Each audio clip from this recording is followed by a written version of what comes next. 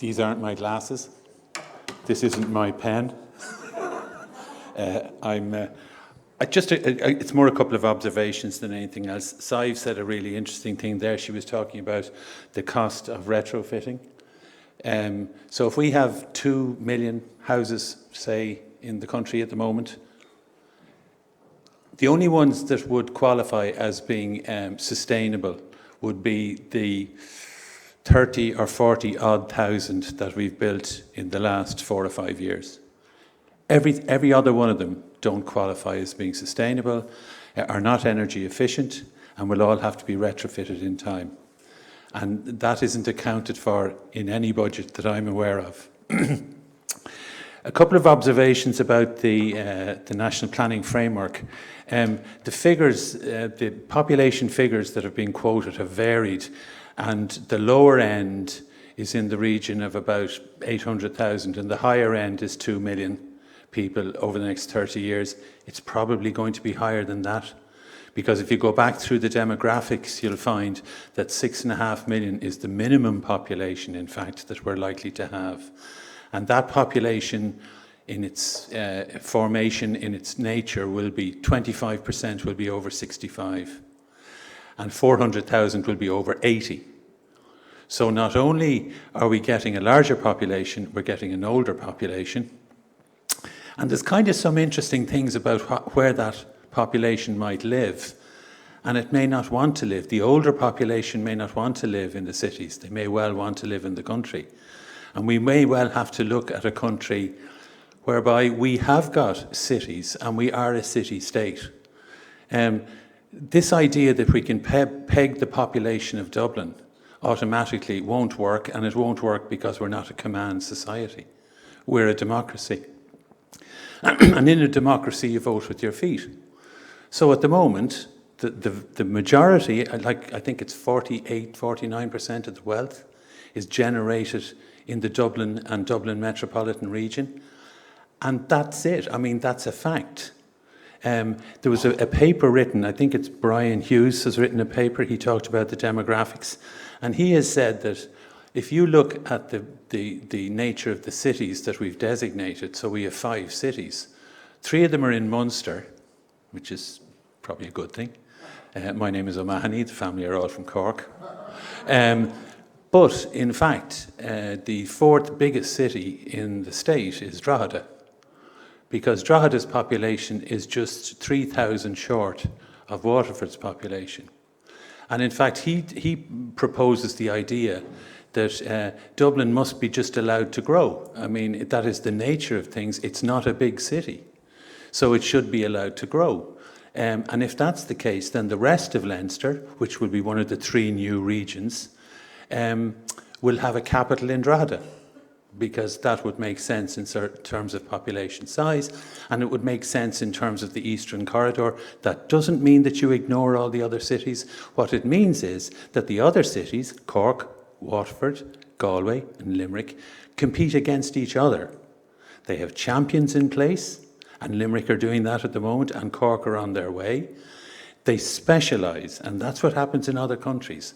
The second cities, the smaller cities, find out where their strengths are and work to those strengths and develop their cities to those strengths. And the other 4 cities in Ireland have huge strengths. And I mean, Cork has identified theirs.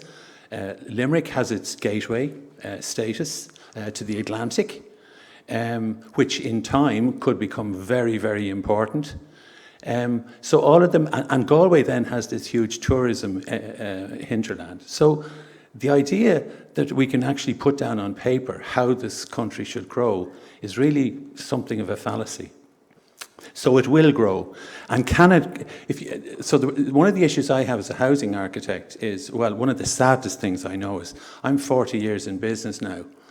And in the 60s, there was a housing crisis, and we solved it, and we had no money. And in the 80s, there was a housing crisis, and we solved it, and we had no money. And we're now, in the nearly 2020, and we have a housing crisis, and we have an inestimable amount of money, and we can't solve the problem. And the problem is it focuses in one very specific area. It's in affordable housing. The private sector will build enough private houses for those who can afford to buy them, which is about 60% of the population can kind of afford to raise a mortgage and buy a house. And there's also, that population can probably just about afford to pay the extravagant rents, particularly that we're getting in the cities. It's the other 40% that we have to solve that problem for them. And there are solutions there. There's a paper which was written by, I think it's Rory Hearn and Mary Murphy. Anyway, I was reading a paper there lately about what that solution is. And it revolves around cost rental. So what is cost rental?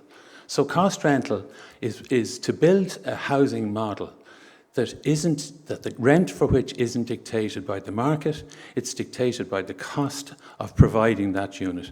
And it's provided by somebody who's not making a profit. It's a non-profit organisation. And these two economists have proposed a thing called the Housing Company of Ireland. And I think it's a brilliant idea. And it's a very simple idea. And what it basically goes down to is it's a PPP type of operation, but not quite that. What they do is that the public sector land is transferred into this body, which is a not-for-profit. It's transferred in with all its loans and so on attaching to them. They take control of it. And then they define how they set it up not by selling off the land, but by actually leasing the land. They go into a public-private partnership with the public sector to build. The public sector is very efficient at building. And at the moment, the private sector is very efficient at building. And at the moment, the biggest builder in this country is turning over a profit of just 3%.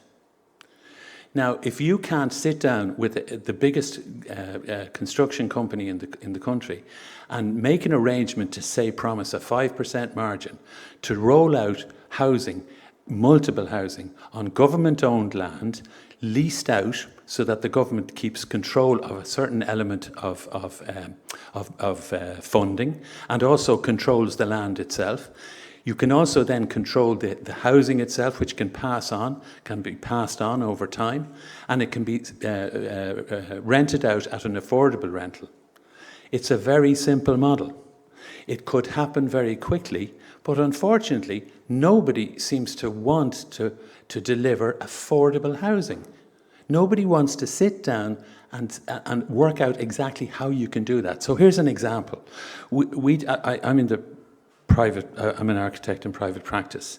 And in 2004, a project between a private sector developer and Dublin City Corporation delivered 375 affordable units. In 17 months, under a PPP arrangement whereby 30% went back to the state or to Dublin City Council, the balance was sold at below market costs to local people. Developers weren't allowed to buy into it. There was a clawback. You couldn't sell it for 10 years. If you did sell it for 10 years, there was a clawback to Dublin City Council. The developer made a profit. It sold out. It was built quickly and efficiently, and it was affordable. So we've done it before, and yet we seem incapable of finding a model that will do it again. A couple of other very quick observations just to do with density.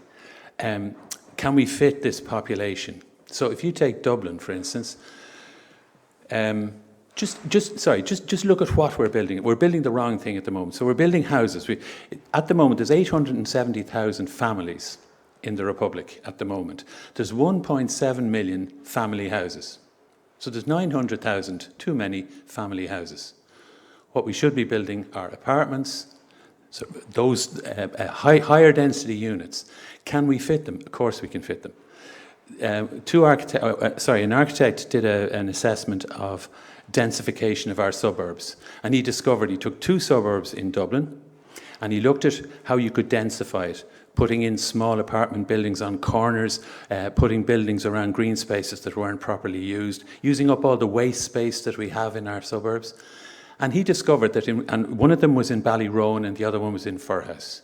And he actually sat down and did a study of them. And he discovered that he could increase the population of one fourfold, and he could increase the population of the other one tenfold.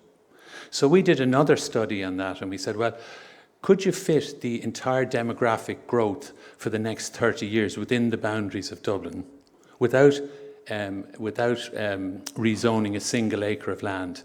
And we discovered that you could do it comfortably.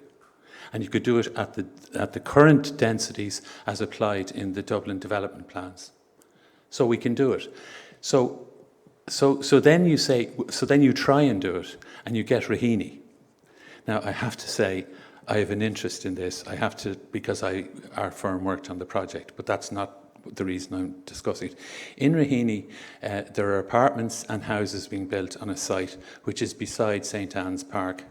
St. Anne's Park has 37 playing pitches on it. The site that we were working on was part of, owned by one of the orders. It had 3 playing pitches on it. The intention was to put in one all-weather pitch in return and a community unit, a community hall, and to put in 600 units beside one of the biggest parks in the city. And there were 1,000 objectors. Every politician in the area got on the bandwagon. They can't do that. Politicians, if they want this country to grow in a measured, in a way that we don't have Dublin going over the Wicklow Mountains, we don't have Cork heading off out into West Cork, we have to ring fence our cities, and then we have to densify them. And we densify them by putting in apartments, and we don't go out on marches, and we don't, as our Taoiseach has done in objecting to an apartment development in Castleknock. Politicians have to stand back and they have to understand what we're trying to achieve here. And just, I had one last observation to make, and that is about the growth of Dublin. And this is about infrastructure and how we don't really plan far enough ahead.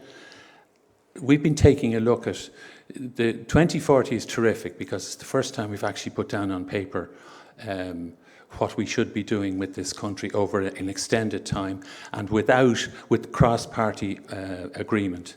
And that's the critical thing, cross-party agreement. But it's not ambitious enough. For instance, Dublin has no vision. There is no vision document for Dublin. In the same way there's no vision document for Cork. There is a vision document actually for Limerick. But our capital city doesn't have one. Copenhagen has one, Helsinki has one, we don't have one. But we also have in the centre of our city 650 acres of land, which is our port. Every other capital city in Europe has moved their port. And yet we still have a port in the middle of the city and without any plan to move it. And that's the point I'm making. I'm not saying you can move it now, but so we have 650 acres within, walking distance of the centre of the city, and it's still a port. We should be out there buying the land now. We should be planning to move it. It will take 30 years, and this is on average when you look at the other cities that have done it. It takes 30 years to go from where we are now to get the port operations finished and to start developing. We've got to start looking. We've got to be more ambitious about what we do with our cities. And we've got to have plans that are actually more ambitious. The Dart Underground, a fantastic project, and yet we don't do it. Why? Because it's too expensive. It's not too expensive. In the long run, it is very, very cheap.